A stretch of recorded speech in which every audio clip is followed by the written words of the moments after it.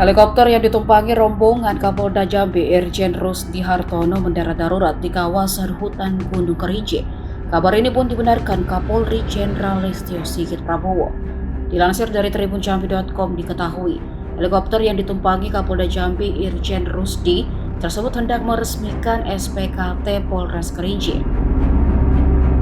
Rombongan yang terdiri dari Direskrimum Polda Jambi Kombes Andre Ananta, Dilpol Airut Kombes Mikhail Mumbunan, Korspri Kompol Ayani dan ADC itu mendarat darurat di sebuah bukit Tamiya Muara Emat Kerinci Minggu 19 Februari. Kapolri mengatakan Kapolda Jambi dan seluruh penumpang helikopter Super Bell 300 yang mendarat darurat dipastikan dalam keadaan selamat dan hanya beberapa orang yang mengalami luka. Saat ini dikatakan Sigit pihaknya tengah mengupayakan proses evakuasi terhadap para penumpang helikopter tersebut pasca mendarat darurat. Ia pun meminta doa kepada masyarakat agar proses evakuasi itu bisa berjalan cepat dan melakukan langkah penyelamatan.